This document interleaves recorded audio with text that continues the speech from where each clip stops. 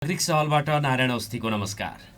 नागरिक सवालमा आज मैले धनगढी उपमहानगरपालिकामा नगर उपप्रमुख उपमेयरका उम्मेदवारलाई निम्त्याएको छु। उहाँसँग कुराकानी गर्नेछौँ र हिजोबाट चुनाव चिन्ह प्राप्त गरिसकेपछि स्वतन्त्रमा उम्मेदवारी दिएका उम्मेदवारहरूले पनि चुनाव चिन्ह प्राप्त गरिसकेको अवस्था छ र चुनावी प्रसारको क्रममा अब दलहरूले टिकट वितरण गरिसकेपछि उम्मेदवारहरू लागि परेको अवस्था छ।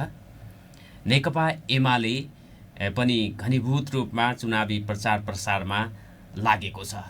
उहाँहरूले धेरै वडाहरूमा घर दैलो कार्यक्रम गरिसक्नु भएको छ र नेकपा एमालेकै उपप्रमुखका उम्मेदवारलाई मैले स्टुडियोमा निम्त्याएको छु। उहाँसँग 5 वर्षको लागि के योजना रहेको छ, उपप्रमुखको रूपमा निर्वाचित भइसकेपछि उहाँले के कस्ता काम गर्ने प्रतिबद्धता जनाउनु हुँदैछ मतदाताहरूसँग भनेर प्रश्न गर्नेछु र सँगसँगै 5 वर्षको स्थानीय तहको पदाधिकारीले जनप्रतिनिधिहरूले गरेको कामको समीक्षा मूल्याङ्कन स्वमूल्याङ्कन उहाँको के छ, जनताहरूले अथवा मतदाताहरूले उहाँहरूलाई के भनिराख्नु भएको छ भनेर पनि मैले संवाद गर्नेछु। यहाँलाई नागरिक सवालमा स्वागत छ। नमस्कार। सर्वप्रथम मैले यहाँको नामसहित आफ्नो बारेमा हाम्रो श्रोताहरू, नागरिकहरू, मतदाताहरूलाई बताइदिन अनुरोध गरेँ। धन्यवाद। आदरणीय जनसमुदाय, म नेपाल कम्युनिस्ट पार्टी एमालेको उपमेयर पदको उम्मेदवार कन्दकला राणाको तर्फबाट सम्पूर्ण धनगढीवासी आमा बुवा दाजुभाइ दिदीबहिनीहरूमा मेरो तर्फबाट सबैमा अभिवादन व्यक्त गर्न चाहन्छु। म यो नेपाल कम्युनिस्ट पार्टी एमालेमा जसरी मलाई मेरो पार्टीले विश्वास गरेर मलाई उम्मेदवार चयन गर्नुभयो, त्यसरी नै म आमा बुवा सम्पूर्ण धनगढीवासीहरूलाई मेरो अनुरोध छ, म एउटा यही धुलो माटोमा परिसरमा गर्ने सामान्य गरिब किसानको परिवारमा हुर्केको यो सम्पूर्ण धनगढीवासीको चेली आज म तपाईहरूसँग भोट मागिरहेको छु। सूर्य चिन्हमा छाप लगाएर मलाई अत्यधिक बहुमतले जिताउनु हुनेछ भनेर मैले आशा गरेको छु र सम्पूर्ण आमा बुवाहरूसँग मेरो एउटै अपिल र अनुरोध छ, मलाई एकचोटि मौका दिनुहोस्। मौका दिनुहुन्छ भने तपाईको छोरी बुहारी यो धनगढी उपमहानगरपालिका चलाउनको लागि एकदमै तपाईहरूको माग र मुद्दा समस्या के छन्, जतिचोटि चुनाव आउँछ त्यतिचोटि नै हामी आफ्नो समस्या र माग देखाइरहेका हुन्छौँ। त्यो समस्या माग घटिरहेको अवस्था देखिँदैन। त्यसैले म भन्दैछु, तपाईहरूसँग अनुरोध पनि छ, एकचोटि मलाई मौका दिनुहोस्। यो धनगढीमा भएका समस्याहरूको समाधान म गर्नेछु र म भन्न चाहन्छु, यो धनगढीमा भनौँ खोजिरहनु भएको सम्पूर्ण धनगढीवासीले भनौँ सुख शान्ति र विकासको समृद्धि उहाँहरूले खोजिराख्नु भएको छ, तर झन्झन भनौँ त्यो समृद्धि सुख शान्तिको वातावरण कहाँ छ, के छ, कहिले उहाँहरू प्राप्त गर्न सक्छन् त। त्यसैले मेरो पार्टीले मलाई विश्वास गरेर भन्नुभयो कि समावेशीको आधारमा गरिब छोराछोरीहरूले जबसम्म यो शासन र सत्तामा यो सरकार चलाउनको लागि अगाडि बढ्दैनन् र अगाडि आउन सक्दैनन्, जबसम्म उहाँहरू नेता बनेर यो सरकारमा बसेर काम गर्न पाउँदैनन्, तबसम्म भनौँ यो देशको विकास हुन सक्दैन र भनौँ हरेक घरेलु हिंसादेखि हत्या हिंसा अन्त्य हुन सक्दैन। त्यसैले म भन्न चाहन्छु सम्पूर्ण जनसमुदायलाई, यो धनगढी महानगरपालिकामा तपाईहरू मलाई जिताउनुहुन्छ भने, मौका दिनुहुन्छ भने म सबैभन्दा पहिले खुसी ज्येष्ठ नागरिक र बालबालिकाहरूको क्षेत्रमा काम गर्नेछु र जितिसके पश्चात हाम्रा भनौँ जनप्रतिनिधिको शासक मात्र होइन, जनताको सेवक बनेर काम गर्नेछु र महिला दिदीबहिनीहरूको पीडा भनौँ सुत्केरी अवस्थामा छिटोभन्दा छिटो प्राप्त गर्नको लागि मैले निःशुल्क एम्बुलेन्सको व्यवस्था गर्नेछु र सम्पूर्ण महिला भनौँ जनजाति महिला, दलित महिला, अपाङ्ग, एकल महिला सबैको समस्या समाधान र नियन्त्रण गर्नको लागि म काम गर्नको लागि अगाडि बढ्नेछु र हाम्रा भनौँ यो जनप्रतिनिधिहरूलाई म यो सामाजिक यो क्षेत्रको लागि यो धनगढीको विकासको लागि सामाजिक अभियन्ता र सुशासन समृद्धिको कायम गर्नेछु र विकासका पूर्वाधारहरू भनौँ अब बाटो धेरै समस्या छ, कहीँ ह्यान्डपाइप छैन, कहीँ पानीको निकास छैन, नाली पिच रोडहरू जे जति छन् र समुदायमा जति भनौँ संस्कृतिहरू छन् त्यसको जगेर्ना गर्ने कुनै पनि बजेट भनौँ यो धनगढी उपमहानगरपालिकाबाट प्राप्त भएन, जनताले उपभोग गर्न पाएन र संस्कृति जोगाउन पनि गाह्रो भयो। सबै समुदायमा संस्कृति जसको जोगियो भनौँ त्यो मात्र कसले पायो, त्यो नेपाली काङ्ग्रेसको कार्यकर्ताले मात्रै प्राप्त गर्यो। त्यसैले म भन्न चाहन्छु यो भनौँ व्यक्तिचारी यो अनियमितता नहोस्, सम्पूर्ण धनगढीवासीहरूलाई एक समान रूपले उहाँले सेवा नेपाल सरकारबाट आएको सेवा प्राप्त गर्ने मौका पाओस्। म फेरि यो विकासको क्रममा भनौँ भने यो धनगढीमा मेयर साहब भनौँ के विकास गर्नुभएको, यो सङ्घको बजेट, यो केपी शर्मा प्रधानमन्त्री भएको बेलाको बजेट सबै आएको थुप्रै पैसा उहाँले डिजाइनिङ नगरेर त्यो पैसा फ्रिज गयो। खै त कुन समुदायले प्राप्त गर्नुभयो त्यो पैसा? भवनहरू आधा अधुरा रहे, फ्रिज गरेको अवस्था छ। त्यो भ्रष्टाचारीको खेती पनि गरेछन्, त्यसको पनि म नियन्त्रण गर्नेछु। समान रूपले जनताहरू उपभोग गर्न पाउनु पर्यो। खानेपानी धारा छैन, धेरै गाउँघरमा मैले छिर्दाखेरि खानेपानी धारा छैन, चर्पी छैन, एकदमै उहाँहरूलाई धेरै समस्या छ। बिजुली पोल छैन, टुटेको छ। जुन पोलहरू गाड्ने काम गर्छन्, हामीलाई भोट दियो भने यो बिजुली बत्ती आउँछ होइन, पोलै उखाडेर राति राति लगिदिन्छन्। त्यो त भएन नि। गरिबहरूको समस्या, दुखीहरूको समस्या, जनतामा काम गर्ने अब एकदमै राजनीतिकबाट चुनाव भोट लिएर आउने, फेरि जनताको दुःख समस्या बिर्सने त्यो काम तपाईबाट हुने छैन। हजुर। आदरणीय श्रोता, नागरिक सवालमा हजुर नेकपा एमालेको तर्फबाट धनगढी उपमहानगरपालिकामा उपप्रमुख उपमेयरका उम्मेद्वार कन्दकला राणालाई मैले निम्त्याएको छु। आजको संवाद मैले उहाँसँग गर्नेछु। नेकपा एमाले रणबहादुर चन्दलाई नगर प्रमुख र कन्दकला राणालाई उहाँलाई उपप्रमुखमा उम्मेद्वार बनाएको छ र भोट माग्दै उहाँले आफ्नो प्रचार प्रसार गरिराख्नु भएको छ। आफ्ना एजेन्डाहरूलाई मतदाताहरू समक्ष राखिराख्नु भएको छ। 7:40 भएको छ। छोटो व्यापारिक विश्रामपछि उहाँसँग मैले संवाद गर्नेछु। दिनेश एफएम र लम्की एफएम सुन्दै गर्नु। पुनः स्वागत छ आदरणीय श्रोता नागरिक सवालमा धनगढी उपमहानगरपालिकाका उपप्रमुखका उम्मेद्वार कन्दकला राणा संवादमा हुनुहुन्छ। उहाँसँग मैले कुराकानी गरिराखेको छु। पुनः स्वागत छ यहाँलाई।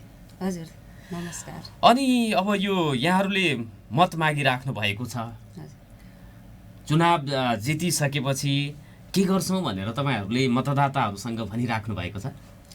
मैले मतदाताहरू सम्पूर्ण आमा बुवाहरूलाई मेरो अनुरोध छ कि तपाईँहरू मलाई एकचोटि मौका दिनुहोस् हैन। तपाईँका माग र समस्या मुद्दाहरू छन्, म सबैको नियन्त्रण गर्छु हैन, अनि समस्याको समाधान गर्छु र तपाईँहरूले जुन सेवा सुविधा प्राप्त गर्न खोज्नु भएको छ त्यसको म सेवा गर्न पाऊँ। जितिसकेपछि तपाईँहरू एकचोटि मलाई जिताउनुहोस्। तपाईँको छोरी बुहारी हो, एकदमै भनौँ निम्न भनौँ सानो परिवारबाट भनौँ गरिब हैन, यही धुलो माटोमा परिसरमा गरेको अहिले पनि म परिसरमै गर्दैछु। मेरो थुप्रै उम्मेदवारहरूले अरू पार्टीका भनिसके कि जनताको सेवा गर्नलाई हामीसँग ठुलो ठुलो उद्योग व्यापार सबै छ, हामी यसरी रोजगार दिएछौँ गरेर। मसँग त्यस्तो छैन, धेरै ठुलो व्यापार त्यस्तो छैन। मसँग केवल छ जनसमुदायहरूको आशा र भरोसा र मैले भनौँ निःशुल्क यो सामाजिक सञ्जाल सङ्घ संस्थामा म काम गर्दैछु हैन। त्यही सङ्घ संस्था मार्फत काम गर्दा गर्दैको अनुभव, कुनै कामको सुरुवात पनि अब राजनीतिक दलबाट नै सुरु हुन्छ। अब सङ्घ संस्थामा काम गरेको अनुभवले समाजमा का समस्या के हुन् भन्ने थाहा छ तपाईँ? थाहा छ मलाई। अनि त्यो लिँदा लिँदै अब त्यो समस्या समाधान गर्नको लागि त अब भनौँ राजनीतिक दलबाट नै हो। अब राजनीतिक दलमा पनि मैले छिरेँ। ल त यो जनताको यो सङ्घ संस्था कहिलेदेखि हुनुहुन्छ राजनीतिक दलमा तपाईँ नेकपा एमालेमा? 61 सालदेखि भनौँ म यो धनगढीमा मेरो भनौँ बसोबास होइन, मेरो घर छ। र मैले यो सामाजिक सञ्जालमा सङ्घ संस्थामा लगातार सानो सङ्गठनदेखि सानो गाउँमा भेला सङ्गठन, ल बोल्नुहोस् आउनुहोस् महिला दिदी कहाँ जानुपर्ने छ के छ होइन, घरेलु हिंसा महिला दिदी बहिनीहरूको मिलाउने छुट्याउने, गाउँमा भलमन्साहरू होइन, पुरुष दाजुभाइ सबै हुन्थे। उहाँ फलानो होइन कन्दकला उहाँ बुहारी उहाँ आउनुहोस् मिलाइदिनुहोस्, महिलाको समस्या छ। त्यसमा म बस्दा उठ्दा मिलाउँदा एकदमै जनताहरूको प्यारो बन्न थाल्दा भनौँ अब विभिन्न सङ्घ संस्था भनौँ अहिले कुनै समितिमा बस्दाखेरि अनि कुनै स्कुलको व्यवस्थापनमा पनि बस्दाखेरि र मैले 4 वर्ष भनौँ निशुल्क पनि सेवा गरेँ, स्कुलमा पढाएँ। हाम्रो एउटा शिक्षकको भनौँ अब केही समस्या थियो, त्यो पनि मैले गरेँ। अनि धनगढी त्यो हाम्रो नमुना माध्यमिक विद्यालय भन्छ नि निम्न, त्यसैमा र यस्तो गर्दा गर्दै मैले यो उपभोक्ता समितिको पनि अध्यक्ष भएर कुनै भवन बनाएँ है। ल त तपाईँ नै यो सक्नुहुन्छ गर्नुहोस्। अनि भनौँ यो अनि त्यो उपभोक्ता समितिबाट काम गर्दाखेरि कस्तो त्यो गुणस्तरयुक्त राम्रो बन्यो? अहिले पनि छ? बनेन, त्यो बजेट फ्रिज भयो भने नि, त्यो भवन अधुरो छ। किनभने यो मैले त्यो सङ्घको बजेट हो होइन, तर उहाँहरूको निगरानी यो यिनीहरूको ग्रुप यो फरक हुन्, यिनीहरू भनौँ एमाले हुन् भनेर डाइरेक्ट उहाँहरूले जुन कुरा गर्नुहुन्छ नगरपालिकाबाट असहयोग भयो होइन। अनि जहिले पनि मेयर साहब भन्नुहुन्छ यी बाटाहरू मैले बनाएँ, 6 लाइन मैले बनाएँ, अनि यो मन्दिर मठहरू सबै मैले बनाएँ। तर म भन्छु कि उहाँहरूले त्यो पैसा कहाँबाट ल्यायो त? त्यो धनगढी उपमहानगरपालिका कहाँको पैसा हो? त्यो सबै सङ्घको बजेट हो। केपी ओली शर्मा कमरेड हाम्रो श्रद्धेय अध्यक्ष हुनुहुन्छ, हाम्रो प्रधानमन्त्री हाम्रो सरकार भएको बेलामा यो 6 लाइनका बाटा, बेहडा बाबा मन्दिर, शिवपुरी धाम भनौँ, हुलाकी सडक भनौँ, यो रिङ रोड होइन, यो जति अब ताल हाम्रो जखौर बाबा, जति यो धार्मिक भनौँ स्कुल क्याम्पस हाम्रो मेघा सिटी हल, त्यो मेघा हल त्यसको त म सचिव नै थिएँ होइन, ल्याएँ। त्यो पनि अहिले स्तर उन्नति हुँदैछ उसको, सबै सङ्घको बजेट हो। र एउटा नमुना भनौँ धनगढी वडा नम्बर 8मा सिटी हल, त्यो अहिले एकदमै 90% त्यो निर्माण भइसकेको छ, त्यो सङ्घको बजेट हो। र यो मेयर साहब जहिले पनि निरुपवर्ज्यू भन्नुहुन्छ यो सबै मैले गरेँ, मेरो हो, उहाँले केही पनि गर्नुभएको छैन। म त देख्छु यो धनगढी उपमहानगरपालिकामा उहाँले एउटा सिन्को पनि भाँच्नु भएको छैन। जो बजेट थियो सङ्घको आएको त्यसको सदुपयोग आफ्नो कार्यकर्ताहरूलाई मात्र बाँडेको र व्यवस्थापन गरेको मलाई लाग्छ। त्यो गरेकै हो। यो किसान दाजुभाइको समस्या भन्नुपर्दा घरको छाना उडायो, टिना उडायो, त्यसको उहाँहरूले राहत पाएन। धेरै चिल्लाए, धेरै मेरो घरमा आउने दिदी यस्तो हो, बहिनी बुहारी मैले गरेँ, अब जाउँ, गएपछि त्यहाँ हुँदैन, यस्तो कहाँ हुन्छ, बाँडिराखेछौँ, हामी आफै बाँड्छौँ, हाम्रो अहिलेसम्म उहाँहरूले पाउनु भएको छैन। र यो बाढी पहिरो आयो, धान बगायो, पराल पनि पाएनन् किसान दाजुभाइहरूले। फेरि कन्दकला राणासँगै नै भन्ने र अरू हाम्रो अब भनौँ एमालेकै कार्यकर्ताहरूसँग अब के गर्ने, ल त जाउँ, वाडामा जाउँ, सिफारिस गरौँ, आफ्नो बायोडाटा दिउँ है, फोटो दिउँ, यस्तो सबै लियो तर दिएन। एक रूपचापमा जो पाए त नेपाली काङ्ग्रेसका कार्यकर्ताले पाए। त्यो विभेदको अन्त्य गर्न सक्नुहुन्छ तपाईँहरू पनि? भोलि चुनाव जित्यो भने एमालेको समर्थकहरू कार्यकर्ताहरूलाई मात्रै दिनु होला? होइन, त्यस्तो हुँदैन। हामीबाट सम्पूर्ण धनगढीवासी, सम्पूर्ण किसान दाजुभाइ, आमा बुवा, वृद्ध युवा भाइ बहिनीहरू सबैको समान रूपले हामी काम गर्नेछौँ। हजुर। जस्तो कि अब कुन कुन कति कति वडामा तपाईँहरूले घर दैलो गरिसक्नुभयो, भोट माग्ने काम गरिसक्नुभयो? म फुलबारीको 3वटा वडा होइन 14, 18, 19मा भोट मागिसकेँ। अनि हिजो चाहिँ 3 नम्बर 13 नम्बरमा हामी घर दैलो गरे होइन, कुट सभा गरे, त्यहाँ पनि भोट मागिसके। फुलबारीको अवस्था पनि जनताहरू, आमा बुवाहरू, सबै युवा भाइहरू एकदमै उत्साह छ होइन। एमालेको सरकारले हामीलाई भनौँ, त्यहाँको जनताहरूले तपाईँहरूलाई अब मतदाताले के भन्नुभएको छ, के तपाईँ गरिदिनु पर्यो जित्नुहुन्छ है, तपाईँ आउनुहोस्, ल तपाईँहरूलाई मौका दिन्छौँ होइन, तपाईँ आउनुहोस्, लाग्नुहोस् ढुक्कका साथ, तपाईँहरूको जित अवश्य छ र गर्नुहोस् काम। जस्तै तपाईँको पार्टीले केपी शर्मा ओलीले त्यहाँ के गर्नुपर्छ भनेको उहाँहरूले चाहिँ हाम्रो यहाँ यो भएन तसर्थ यो पनि गर्नुपर्छ है भनेर त भन्नुभयो होला। तपाईँहरूले पनि ती वडाहरू जहाँ जहाँ घुम्नु भएको छ त्यहाँ हामी यो गर्छौँ भनेर त्यहाँको समस्या वस्तुगत स्थिति के हो भने बुझेर आश्वासन दिनु भएको छ होला नि? हजुर, मैले उहाँले आफ्नो जस्तै उहाँको समस्या अब पुल होइन, अनि यो पानीको निकास जुन देखाउनु भयो र बाटाहरू देखाउनु भयो, यो नाप नक्सा भएको छैन र यो के भन्छन् यो भूमि समस्या समाधान आयोगका होइन उहाँ लालपुर जान पाएनन् हजुर। अनि अब हाम्रो पार्टीले त हाम्रो सरकार हुँदाखेरि बनिसके थियो त्यो समिति होइन, र पूर्जा वितरण गर्छौँ सबैलाई, भनौँ यो भूमिहीनलाई जग्गाको मालिक बनाउँछौँ भनेर जुन हाम्रो जुन अभियान थियो र हामी तयारीमा थिए, यो परमादेशी सरकार जुन खोस्यो हाम्रो सरकारबाट आएर त्यो खारिज गरिसक्यो। र अब यो जस्तो अब त्यो तपाईँहरूले सरकार केन्द्रमा के भयो, प्रदेशमा के भयो भन्ने कुरा नि बताइराख्नु भएको छ र धनगढीमा के भयो, धनगढीमा अब के हुनुपर्छ भन्ने कुरा सोचेर जानु भएको छ, फिल्डमा हुनुहुन्छ, मत मागिराख्नु भएको छ। तपाईँ अब महिला भएको एउटा जनजाति आदिवासी समुदायबाट पनि हुनुहुन्छ, अनि महिलाहरूका अब 8% 50% भन्दा बढी जनसङ्ख्या छ महिलाहरूको होइन। त्यसमा बालबालिकाको क्षेत्र, ज्येष्ठ नागरिकहरूको क्षेत्रमा पनि उपप्रमुखले हेर्नुपर्ने दायित्व छ जस्तो लाग्छ। त्यसपछि योजना अनुगमनका कुराहरू ठिक ढङ्गले काम भएको छ छैन भन्ने कुराहरू पनि तपाईँहरूले त्यो सुपरिवेक्षण अनुगमन गरिसकेपछि मात्रै फरफारक हुने चाहिँ त्यो कानुनी प्रावधान रहेको छ। तपाईँ निर्वाचित भयो भने यी कुराहरूलाई जस्तो बालबालिकाका समस्याहरू, महिलाका समस्याहरू, ज्येष्ठ नागरिकका समस्याहरू, जस्तो अब हाम्रो समाजमा यो विभेदका कुराहरू छन्, बोक्सीको आरोपमा पीडा दिने, प्रताडना दिने, यातना दिने कुराहरू छन् समुदायमा।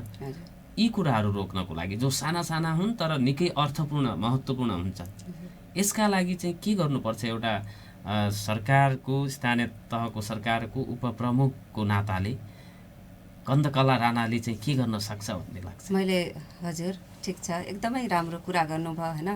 मैले भने सबैभन्दा पहिले म खुसी ज्येष्ठ नागरिक र बालबालिकाहरूको लागि है। अब ज्येष्ठ नागरिक अब हाम्रो जुन सरकारले होइन 100 रुपियाँबाट होइन भत्ता सुरु गर्नुभएको, अहिले भनौँ उहाँहरूले 4000 बुझिराख्नु भएको छ। त्यो भत्ता प्राप्त त गर्नुभएको छ र त्यसको अब भनौँ एकदमै अब वृद्ध आमा बुवा अशक्त भएको बेलामा होइन, अब जान सक्दैनन्, ब्याङ्कमा लाइन लाग्नुपर्छ, अप्ठ्यारो हुन्छ, उहाँहरूको शरीर चल्दैन, त्यसको सेवा सुविधा अब अलि सहज वातावरणको व्यवस्था गाउँमै अब शिविर भएर हुन्छ कि उहाँको स्वास्थ्य वडा कार्यालयबाट प्राप्त गर्ने व्यवस्था मिलाउँछौँ। र बालबालिकाहरूलाई हाम्रो भनौँ सरकारी स्कुलमा पढ्छन् होइन, उहाँको मान्यतालाई भनौँ उच्च राखेको छैन। म त्यो बालबालिकाहरूलाई सरकारीमा पढ्ने बालबालिकाहरूको लागि एकदमै उच्च स्थान भनौँ प्राथमिकता दिने काम, छात्रवृत्तिका कुराहरू प्राथमिकता दिने काम गर्छौँ। सुविधाहरू हजुर, अनि हजुर त्यो म गर्छु। र महिला दिदीबहिनीहरूको समस्या भनौँ अब पढे लेखेको पनि घरमै होइन, अनि अब सबै महिला पनि घरमै, त्यसको लागि मैले उद्यमशीलताको माध्यमबाट उहाँहरूलाई कसरी अब सिप होइन एक घरमा एक सिप कसरी हुन्छ उहाँहरूको भनौँ सिप प्राप्तको लागि त्यसको व्यवस्था म मिलाउँछु। र समाजमा हाम्रो यो जुन बोक्सी हैन घरेलु हिंसा अब जस्ता अब भनौँ भइरहेको छ धेरै, अब त्यसको अन्त्य गर्नको लागि महिला दिदीबहिनीहरूको लागि जनचेतना है खुलाउनको लागि उहाँहरू तालिम प्राप्त के गरेर हुन्छ उहाँहरूको लागि छुट्टै कार्यक्रमको व्यवस्था गर्छौँ है। त्यो हिंसामा पर्न नदिनको लागि नदिनको लागि आर्थिक रूपले हजुर महिलाहरू अगाडि आउन् भन्नको लागि सिपहरू उहाँहरूको हजुर चाहना अनुसारको सिप हजुर जो अब परम्परागत सिप पनि हुन सक्छ, हजुर जस्तो दुना टोपरी बनाउने सिपलाई नै त्यसलाई व्यवसायीकरणमा ढाल्न सक्यो भने त आय आर्जन बढ्छ। प्लास्टिकलाई विस्थापन गर्यो भने त्यसको माग बढ्छ। यो कुरामा ध्यान दिन्छु। अनि युवा भाइ बहिनीहरूलाई पनि उहाँहरूको क्षेत्रमा पनि विशेष ध्यान दिनेछु, किनभने उहाँहरू पनि एकदमै पढे लेखेर एकदमै बेरोजगार भएर एकदमै भनौँ दुर्व्यसनी नै हुने स्थिति पनि हुन्छ हो, किनभने नशालु पदार्थ सेवन गरेर झुन्डिएर मर्न बाध्य भएका छन्। त्यसको रोकथामको लागि युवा भाइ बहिनीहरूको लागि के गर्नुपर्छ हैन, उहाँहरूको क्षेत्रमा म विशेष पहल युवा भाइ बहिनीहरूका लागि के गर्नुपर्छ जस्तो लाग्छ? जस्तो कि युवा भाइ बहिनीहरू विचलित भएर विभिन्न कुलतमा दुर्व्यसनमा नफसुन् भन्नको लागि उहाँहरूलाई लक्षित गरेर उपमहानगरपालिकाले कस्ता कार्यक्रम सञ्चालन गर्यो भने ठिक हुन्छ जस्तो लाग्छ? मैले भने नि म युवा भाइ बहिनीहरूको लागि हैन यो उद्यमकै माध्यमबाट हैन धेरै ठुलो योजना भन्दा पनि सुरुवात उद्यमकै माध्यमबाट उहाँहरूलाई कसरी सिप धेरै किसिमका छन् हैन। अब भनौँ हाम्रो विकासका पूर्वाधारहरूमा पनि जुनसुकै ठाउँमा पनि बिजुली बत्ती बनाउने ठाउँमा पनि अब सिप नै चाहिन्छ। अनि बाटोघाटो भनौँ कुनै यो घरको ठेक्कापट्टा सबै ठाउँमा हैन के गर्न सकिन्छ युवा भाइ बहिनीहरूको क्षेत्रमा। अब खेलकुदकै माध्यमबाट हुन्छ कि हैन, अब जसरी भए पनि म उहाँहरूको क्षेत्रमा विशेष पहल व्यस्त युवाहरूलाई व्यस्त रहने किसिमका योजनाहरू कार्यक्रम खेलकुद छ, मनोरञ्जनहरू छ, सङ्गीत साधनाहरू छ, सांस्कृतिक अभ्यासहरू छ, त्यो गराउन तपाईँले प्रयत्न गर्नुहुन्छ निर्वाचित भयो भने। 8 बजेको छ आदरणीय श्रोता एवं दर्शकवृन्द, 8 बजेको छोटो व्यापारिक विश्रामपछि फेरि म संवाद गर्नेछु उहाँसँग। नागरिक सवाल दिनेश एफएम 93.8 मेगाहर्ज, लम्कीमा रहेको लम्की एफएम, दिनेश खबरको फेसबुक पेज, मोबाइल एप्लिकेसन, अनलाइनबाट सुन्दै गर्नु। नागरिक सवालमा नेकपा एमालेका धनगढी उपमहानगरपालिकामा उपप्रमुखका उम्मेदवार रहनुभएका कन्दकला राणासँग मैले संवाद गरिराखेको छु। अबको 20-25 मिनट मैले उहाँसँग संवाद जारी राख्नेछु र यो संवादलाई यहाँहरूले दिनेश एफएम 93.8 मेगाहर्ज, लम्कीमा रहेको लम्की एफएम फेसबुक पेजमा लाइभ हेर्दै र सुन्दै गर्दै हुनुहुन्छ। पुनः स्वागत छ यहाँलाई। अब यो तपाईँको उपप्रमुखको जिम्मेवारी कानुनत संविधानत निकै महत्त्वपूर्ण जिम्मेवारी प्रदान गरिएको छ। नगरपालिकामा उपप्रमुखलाई अनि गाउँपालिकामा उपाध्यक्षलाई न्यायिक समितिको संयोजक हुने व्यवस्था छ। त्यसपछि अनुगमन, त्यसपछि यो बजेट निर्माण क्रममा धेरैवटा जिम्मेवारीहरू छ। ती महत्त्वपूर्ण जिम्मेवारीहरू छन्। एउटा न्यायाधीशको रूपमा पनि तपाईँहरूले कार्य सम्पादन गर्नुपर्ने हुन्छ। अनि त्यो न्यायाधीशको रूपमा एउटा न्यायिक समितिको संयोजकको रूपमा काम गर्नुपर्दाखेरि त्यो क्षमता कानुन सम्बन्धीको कुराहरू कार्य सम्पादन गर्न फेरि महिलासँग सम्बन्धित मुद्दाहरू बढी आउने गर्दा रहेछन्। महिला हिंसा, बालबालिका सम्बन्धी ती समाधान गर्नको लागि एउटा अब के गर्नुपर्छ, कानुन हेरेर त्यो त गरिहाल्नुहुन्छ, तर त्यो समस्यामा परेर न्यायिक समितिमा उजुरी नै दिन नपर्ने गर्नुपर्ने वातावरण नहोस् भन्नका लागि यो सामाजिक न्यायका कुराहरूमा अब उपमहानगरपालिकाले योजना बजेट छुट्याउँदाखेरि काम गर्दाखेरि कसरी जाँदाखेरि महिलाहरूका समस्याहरू समाधान हुन्छ भन्ने लाग्छ? हजुर धन्यवाद। मैले भने नि महिला दिदीबहिनीहरूको भनौँ यिनी समस्या हैन के कस्तो छ उहाँहरूको समस्या समाधान गर्नको लागि म एउटा न्यायिक समिति बनाउँछु। प्रत्येक वाडामा न्यायिक समिति बनाउँछु। यदि महिला दिदीबहिनीहरूको त्यो न्यायिक समितिमा हाम्रो भनौँ जनताहरू त्यहाँ छन्, हाम्रो दिदीबहिनीहरू भनौँ अब समाज सेवा गर्ने हैन, अब कुनै अब बेरोजगार काम नपाएको अलिकता उहाँहरूलाई मैले यो न्यायिक समिति तपाईँको वाडामा बनाउँछु। त न्यायिक समितिमा कुनै पनि समस्या त्यस्तो आइपर्यो भएन भने त्यहाँका न्यायिक समिति अब जनतामुखी हुन्छ हैन। अनि उहाँहरूको भनौँ उहाँहरूको पीडा बुझेर के कस्तो छ त्यही भनौँ त्यो समिति हजुर जे हो त्यही हैन सत्य भनेर हैन त्यसलाई एकदमै ठुलो रूप नलिएर हैन, यदि पीडै छ भने त्यसलाई पनि बाहिर ल्याउनको लागि हैन, धेरै पीडा छ त्यसलाई भनौँ अब हैन भने सामान्य छ, ल सुरुवात भयो, ल नबुझेर भयो, के कस्तो छ उहाँको दिदीबहिनीहरू मिलाउनुहुन्छ हैन। सकेन भने त्यसलाई फेरि म राम्रोसँग त्यहाँका जनताहरूसँग हैन एकदमै जनताहरूलाई एकदमै न्यायाधीश मानेर हामीले भनिसके यो हाम्रो पार्टीले एकदमै जनताहरूलाई जनता हाम्रो मालिक भनेर र हामी उहाँहरूको सेवक भनेर भनिराखेछौँ। त्यस्तै म दिदीबहिनीहरूको समस्याको लागि भनौँ त्यो समस्या नियन्त्रण एउटै समस्या लिएर 10औं पटक आइराख्नुपर्ने समस्या जुन चाहिँ अवस्था हुन दिनुहुन्न। त्यसो भए हजुर जस्तो महिलाले एउटै समस्या लिएर तपाईलाई घरिघरि आइराख्नुपर्ने स्थिति चाहिँ अन्त्य गर्नुहुन्छ।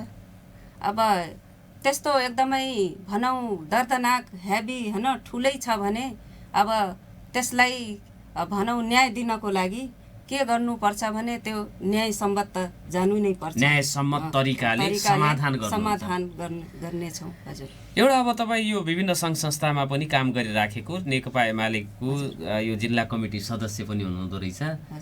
यो अखिल नेपाल महिला सङ्घको जिल्लाको सहसचिव भएर पनि तपाईँ पार्टीमा आबद्ध हुनुहुँदो रहेछ।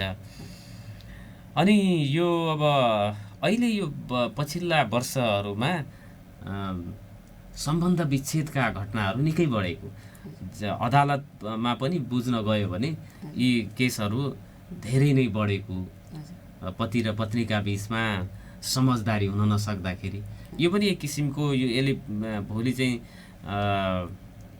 फैलावट यसको भयो भने हरेक दम्पतिले जीवनमा 1-2 पटक सम्बन्ध विच्छेद गर्नुपर्ने, परापाचुकी गर्नुपर्ने स्थिति आउन सक्छ नेपालमा पनि।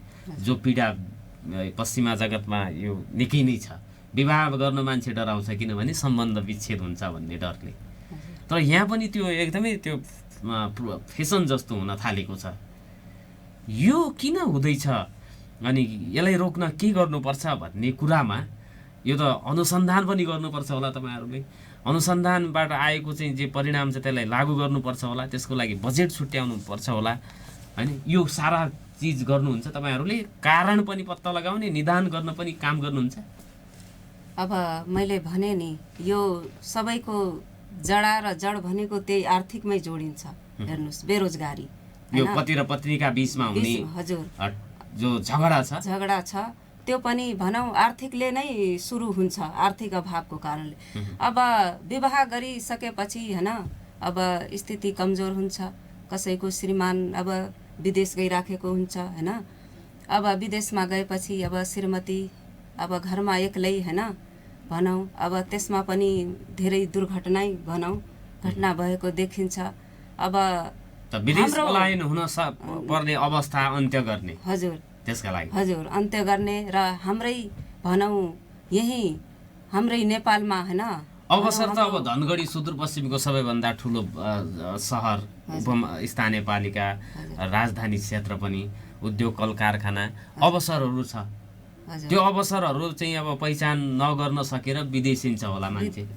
अब भनौँ त्यसमा पनि अब थुप्रै भनौँ विवाहित हैन युवाहरू र अविवाहित भनौँ युवा भाइ बहिनीहरू हैन पढी लेखेर भनौँ अब एकदमै बेरोजगार हुन्छन् हैन। के गर्ने कस्तो गर्ने काम पाइँदैन, घरको स्थिति पनि भनौँ कमजोर। अनि त्यसमा कोही विदेश गइराखेका हुन्छन्, त्यसमा फेरि समस्या आउँछ। र कोही घरमै छँदै पनि अब त्यो आर्थिकले सतायो भने त्यहाँ एकदमै भनौँ त्यो वातावरण भनौँ झगडाको सिर्जना हुन्छ जस्तो मलाई लाग्यो है। घरको परिवारको आर्थिक समस्याले झगडा हुन्छ एउटा कारण त्यो पनि मैले अलि भनौँ समाजमा हेर्दा हैन बुझ्दाखेरिको समस्या देखेँ। अब त्यसको भनौँ अब अझै पनि अनुसन्धान गर्नको लागि हामीले के गर्नुपर्छ हैन एकदमै गहिरो रूपले छिर्नु पर्ने जस्तो अध्ययनको निष्कर्ष के आउँछ त्यो आधारमा योजना बनाउने विज्ञहरूसँग हैन हाम्रो आम जनता जनसमुदायबाट हैन सरसल्लाह गरेर भनौँ एउटा हलमा बसेर हैन यसको निचोड कसरी निकाल्ने उहाँहरूले सुझाव दिनुहुन्छ। म त्यही सुझाव र सरसल्लाहले अगाडि बढाउने छु भन्ने मलाई लाग्छ।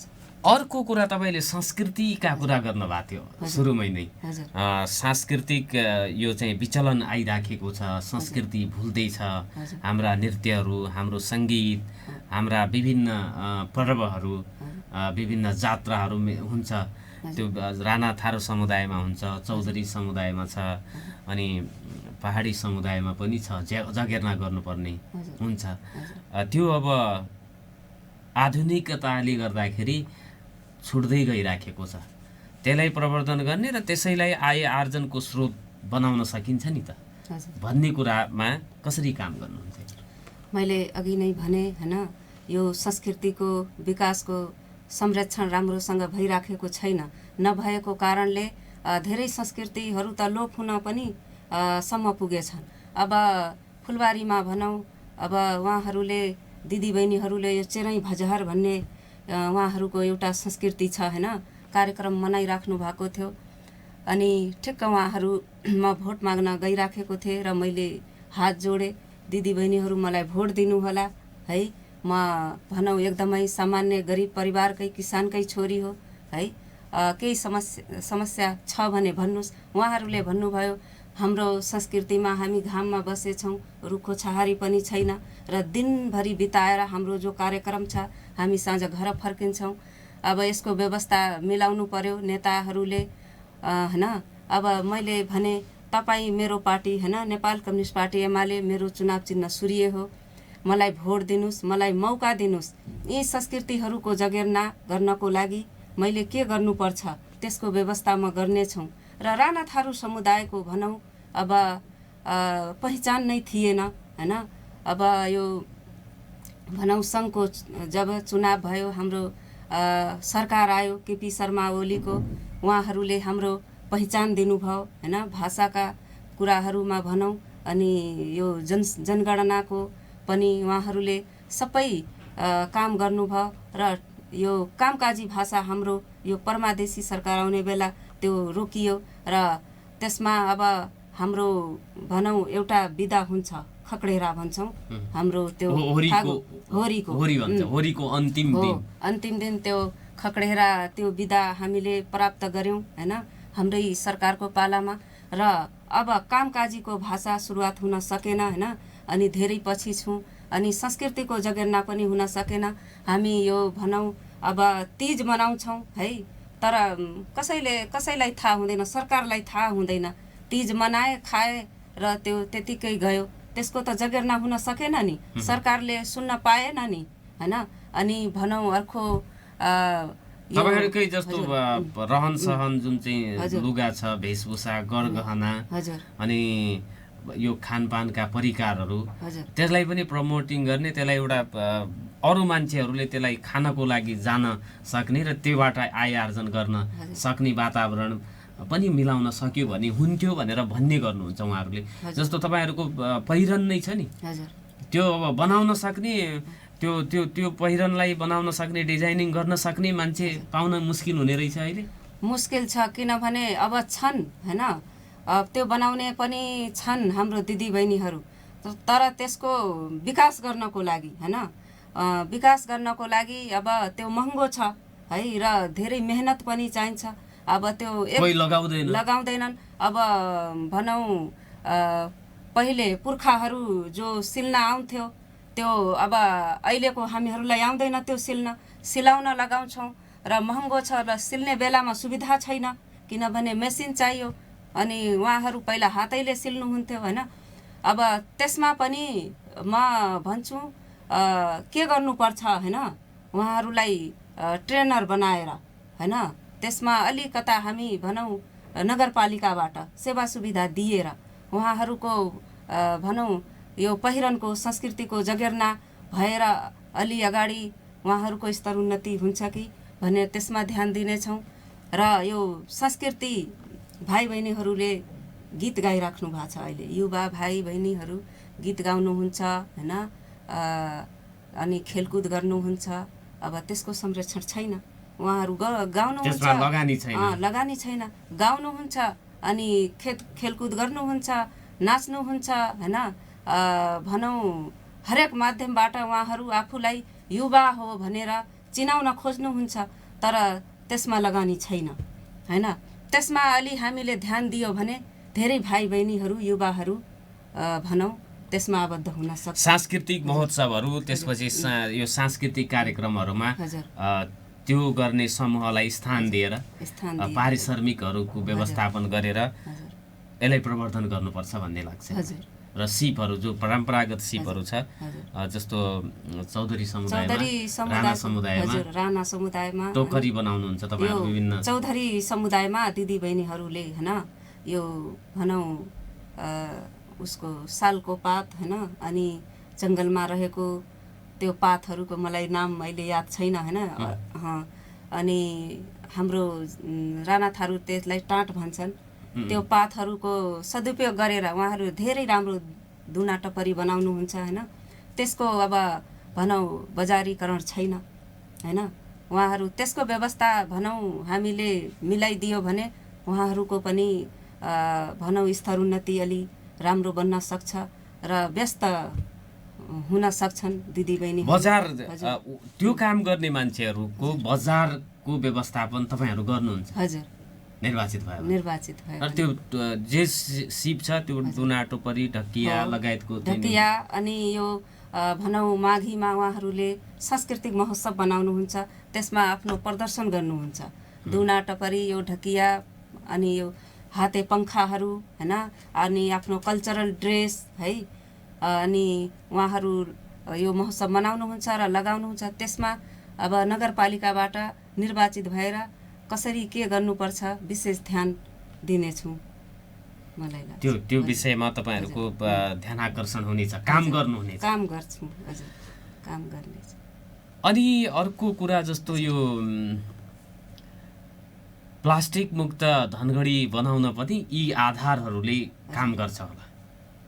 हजुर, हामी परम्परागत रूपमा बनाइराखेका छौँ हजुर दुना टोपरीहरूलाई, त्यसलाई तपाईहरुले चाहिँ नि प्रवर्धन गर्नुहुन्छ।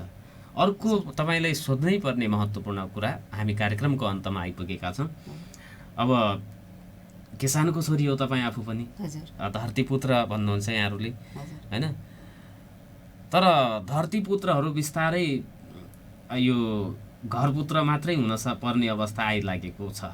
किनभने अब सहर बजारमा जमिन राख्यो, कर मात्रै तिर्नुपर्ने, उत्पादन कम हुने, तसर्थ त्यसलाई बेचेर ब्याङ्कमा अलि ब्यालेन्स 2-4 तलाको घर बनायो, त्यसैमा बरु भाडा लगाएर उठायो, त्यसले फाइदा हुन्छ भन्ने किसिमको एउटा सोचाइ आइराखेको छ। अब धरतीपुत्रहरू नै धरतीविहीन हुने स्थिति नआउन दिनको लागि चाहिँ के गर्नुहुन्छ र किसानहरू जो धनगढी बजारमा उपभोग धेरै छ, उत्पादन कम छ उपमहानगरपालिकाभित्रै, अब कृषिको खास बाली धान गहुँका अलावा सबै अरू पनि चाहिन्छ, तरकारी फलफुल लगायतको क्षेत्रमा पनि उत्पादन होस्, धरतीपुत्रहरू धरतीविहीन नहुन् भन्नको लागि चाहिँ के गर्नुहुन्छ? हजुर, एकदमै राम्रो। मैले भने नि म किसानको छोरी हैन, एकदमै भनौँ मेहनतै गरिराखेको छु र किसान आमा बुवाहरूको लागि मैले भने अब यो भनौँ मलको जस्तै समस्या हैन, अनि अब बिउको पनि समस्या हैन। अब यसको लागि अब मल भनौँ अब हैन, हाम्रो सबैभन्दा त अब पशुपालनबाट भएको मल हैन, यो भनौँ पारम्परिक मलहरू हैन, यसको व्यवस्थाको लागि हामीले के गर्नुपर्छ हैन र खेती गर्नको लागि अब एक ठाउँमा जस्तै आलुको मात्रै उत्पादन गर्नु छ भने त्यहाँ आलु खेती लगाउने जस्तो क्षेत्र छुट्याउने धान गहुँ हैन अनि यो बेमौसमी भनौँ काँक्रा छ भने काँक्राको के कस्तो हुन्छ र त्यसको बजारीकरण गर्नको लागि उहाँहरूको व्यवस्था मिलाउँछौँ भन्ने मलाई लाग्छ। किसान दाजुभाइ किसानहरूलाई उत्पादन बढाउनको लागि प्राङ्गारिक मल सँगसँगै रासायनिक मलको व्यवस्था गर्नुहुन्छ। प्राङ्गारिक मलको उत्पादन कसरी बढाउने भन्ने योजना ल्याउनुहुन्छ तपाईहरु अब त्यो निर्वाचित भयो भने मल र बिउमा सहज पहुँच किसानहरूको उत्पादन भएको कुरालाई सहज रूपमा बिक्री गर्ने वातावरण मिलाउन उपमहानगरपालिका आफै अग्रसर हुन्छ। अनि तपाईँ अहिले यो नेकपा एमालेले महिलाहरूलाई पनि वडा अध्यक्षमा उठाएको छ हैन? कुन कुन वडामा? भनौँ यो कैलाली गाउँपालिकामा हैन धनगढीकै कुरा गर्दाखेरि वडा नम्बर 3 मा हुनुहुन्छ महिला नम्बर 2 मा केना विष्णुपुरी अनि वडा नम्बर 3 मा पार्वती सिंह हैन यस्तै दुईवटा वडामा महिला अध्यक्ष पनि हुनुहुन्छ। महिला अध्यक्ष हजुर। नत्र यो भन्दा अगाडि महिला अध्यक्ष हुनुहुन्थेन? हुनुहुन्थ्यो। धनगढी उपमहानगरपालिकामा अध्यक्ष निर्वाचित भएको थिएन। यो पालि अब तपाईहरुले दुईजना अध्यक्ष पनि उठाउनु भएको छ हजुर। यो पनि प्लस पोइन्ट भयो नि त हजुर। हाम्रो पार्टीको अभियान हैन मैले अघि नै भने जबसम्म महिला र गरिब किसानका छोराछोरीहरू यो सरकारमा शासनमा सहभागी हुँदैनन् तबसम्म उहाँहरूका समस्या समाधान गर्न सकिँदैन भन्ने तपाईँ ठान्नुहुन्छ। तसर्थ आफ्ना लागि भोट माग्दै हुनुहुन्छ। अन्तमा के भनेर माग्नुहुन्छ? अन्तमा छौँ मलाई विश्वास छ हैन आमा बुवा यो धनगढीवासी सम्पूर्णलाई मलाई उहाँहरू भोट दिनुहुनेछ किनभने जनलहर एकदमै एमालेको छ। सबैजना एमालेमा भोट दिन्छौँ र तपाईको सरकार चलाउनुस् तपाईहरूलाई मौका दिन्छौँ भनेर उहाँहरूले मलाई आशीर्वाद दिइराख्नु भएको छ। तपाईँ यहाँलाई शुभकामना छ। हजुर धन्यवाद। हामीलाई समय दिनुभयो यसको लागि धन्यवाद। आदरणीय श्रोता नागरिक सवालमा मैले संवाद गरेँ धनगढी उपमहानगरपालिकामा नेकपा एमालेको तर्फबाट उपप्रमुखको उम्मेदवार रहनुभएका कन्दकाला राणासँग। यो संवादलाई यहाँहरूले दिनेश खबरको फेसबुक पेजमा युट्युब च्यानलमा गएर फेरि सुन्न र हेर्न सक्नुहुनेछ भन्ने अनुरोधका साथ आजलाई बिदा माग्छु। नमस्कार, शुभ दिन।